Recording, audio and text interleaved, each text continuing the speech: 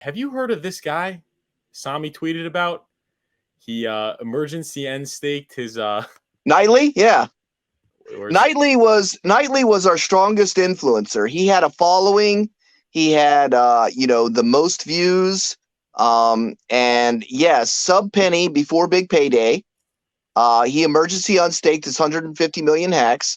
He tried to sell us on his fair distribution coin with no OA and lock liquidity, which has been down for forever.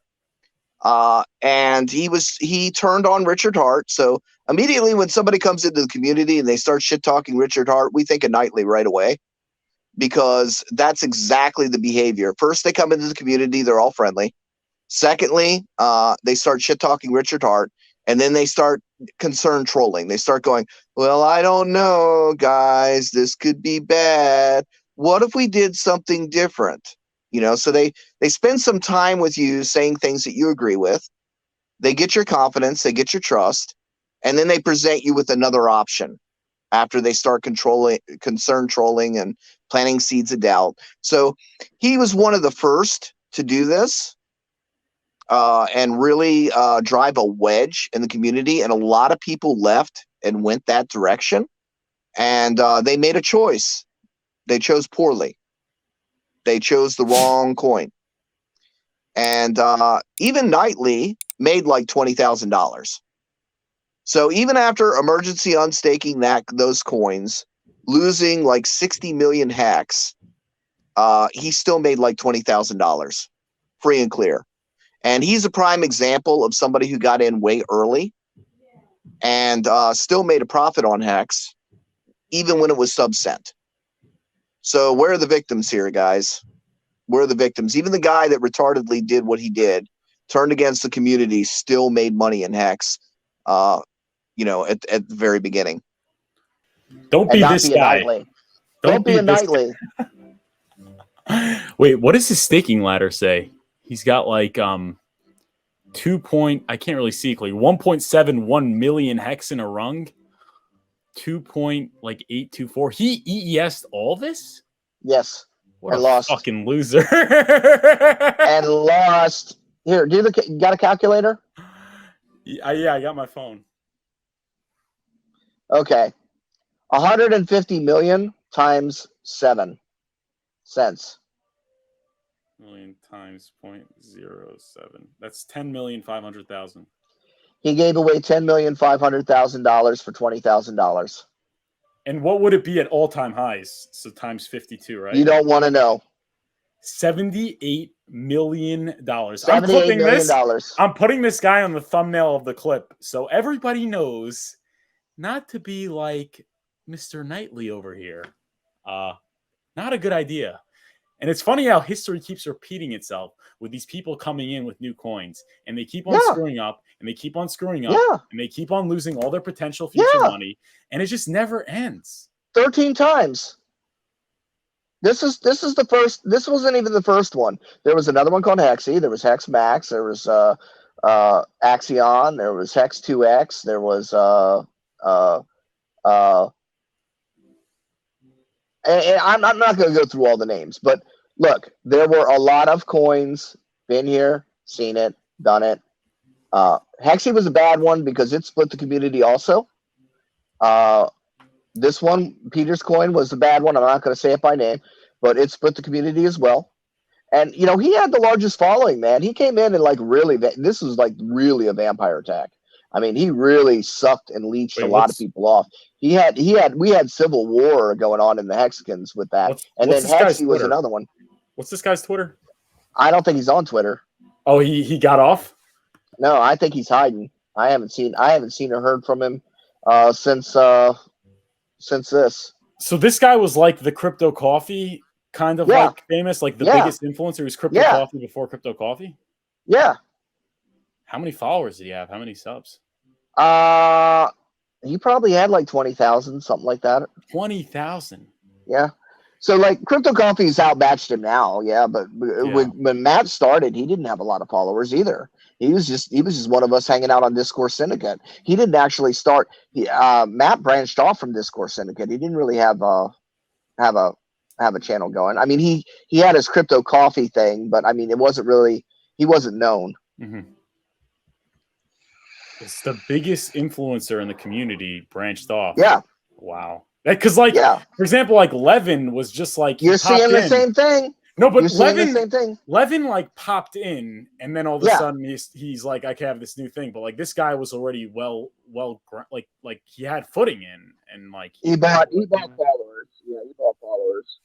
People pretend to care what he says, and he had a lot of followers. But yeah, he came in and people just, oh look, he's got a bunch of followers. #1 Google guy. Yeah, let's follow him. It's amazing. People are like sheep, man. They're looking for somebody they can relate with to follow. And I'm telling people, stop being a follower and learn the skills you need to learn to lead, and know how to spot this bullshit when you see it and not fall for it. And this has happened to us a dozen times. It's nothing new. It's happened over and over again. And guess what? That next new thing is going to make you wish you had more HEX.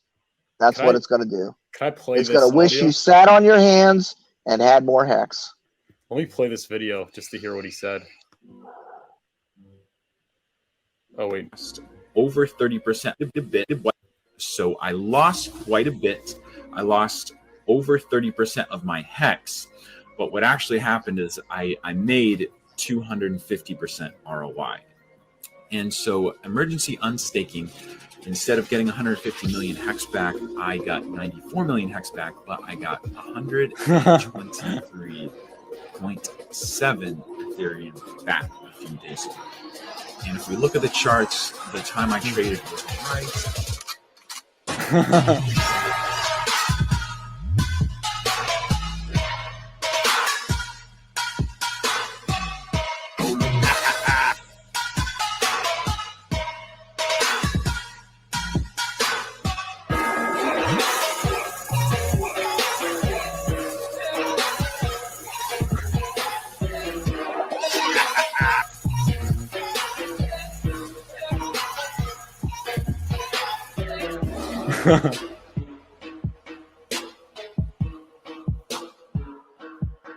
This is where some of that cult stuff comes from, right?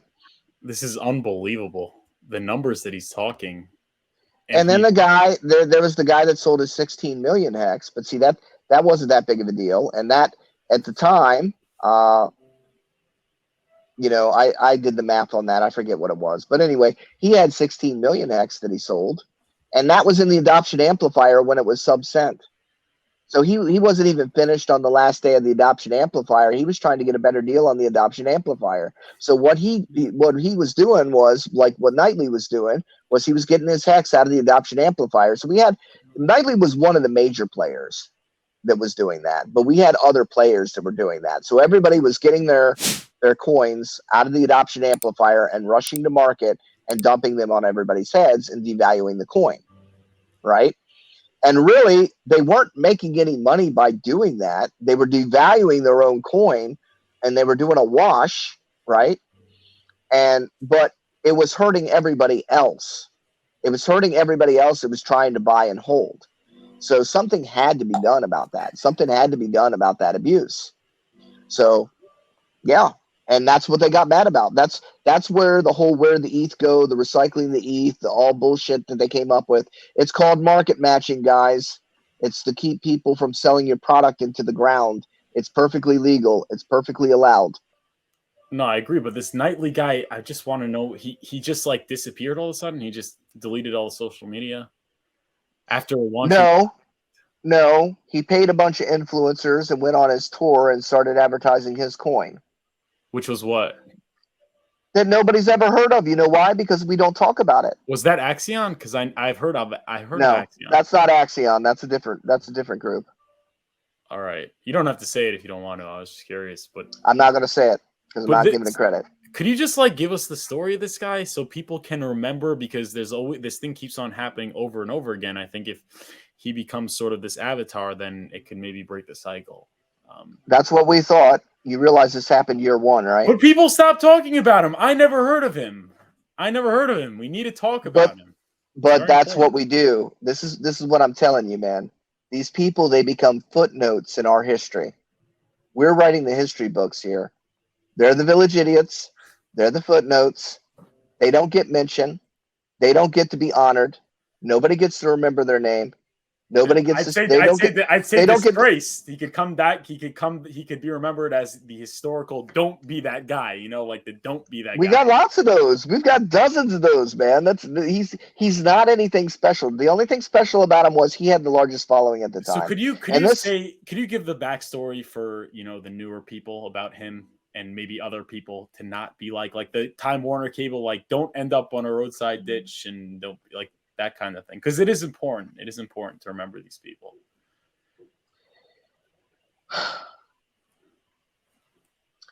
Greed is the problem. You think that you're going to jump from one shiny object to another shiny object, or you're going to build your own shiny object because you think it's easy and anybody can do it. And all you got to do is copy and paste the code, and the next thing you know, you're a millionaire. Wrong. It takes a lot to build a community. You can copy a code, but you can't copy the community. You can copy the code, but you can't copy the behaviors. You can't copy, people do not have the same intent. The reason why all hex clones fail is for a very simple reason. They don't have a multi-billion-dollar founder that wants to build something for glory. They have people that want to put themselves at the top of the food chain and win all the money. And they want to cheat their way to the top. They want to copy off somebody else's homework, and they want to put themselves at the top of the food chain, and they think that they're going to win automatically. Mm-hmm. And they're greedy because they can't sit around and be part of something that's bigger than themselves. They have to make their own thing, and they have to extract value from people that follow them. Mm-hmm. Right? Hex is value creation. These clones are value extraction. And that is why they don't succeed. And that's why they are nothing more than a footnote in the history that we're building here. But what was the backstory so people could see the parallels to what we're seeing today with the various projects? Are you able to delve a little deeper into the Nightly story? There's no story. He will not be remembered.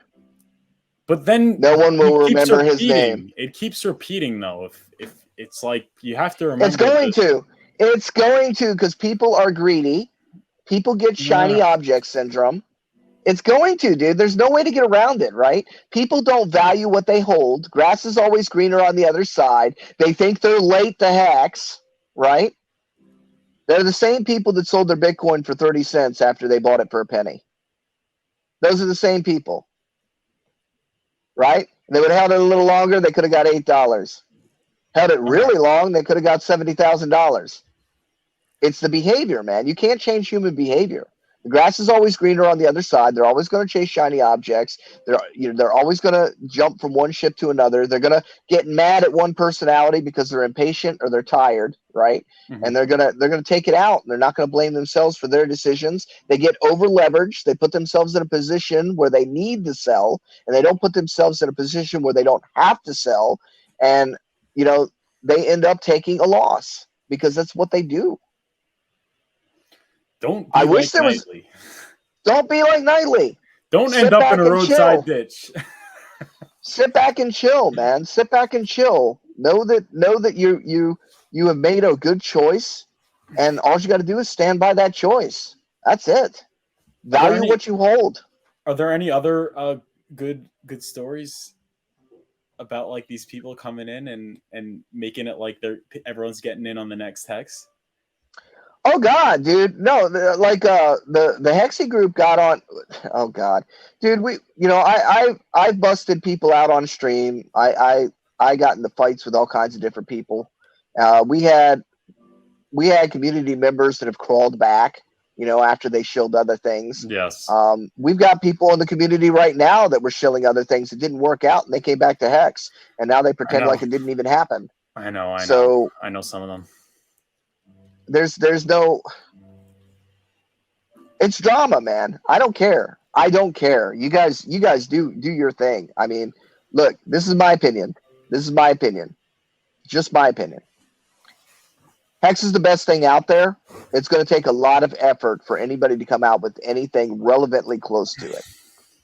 It may happen in the future, but it doesn't look like anybody's trying to do it. It looks like they're just recycling narratives and copying things that have already been done and just trying to run by acquiring names and tagging it to their thing and trying to run off the success of what Richard's already building. So instead of trying to chase something that somebody else is building that's from the community, why don't you just stay in the community and hang on to the thing that's backed by the founder that has the better chance of winning, not only because he has the backing and an experience that he does, but that because he wants to win harder than anyone else. And his level of what he considers winning is much higher than everybody else's too. Some people will settle for $1 million, right? Most people will. Most people, $1 million is plenty to settle for, and they will be happy to rug pull you for $1 million because that's life-changing money to them, right? Yeah. Richard's not interested in a couple $1 million. He's got that in a rock. No, you keep repeating it, and it's because it's so important. People don't realize, like, if I'm creating a crypto project, I want to make money. Like, I literally printed money out of thin air and it 10x. Why wouldn't I rug it? Like, my life's good. Like, at that point, it's like there's all the incentive not to make the price keep on going up and to the right. It has to take a certain type of person with a certain type of personality and also a certain type of economic situation and a certain type of being well-versed in crypto, you know. And like since he doesn't need the money, all he really has to do is leave it alone.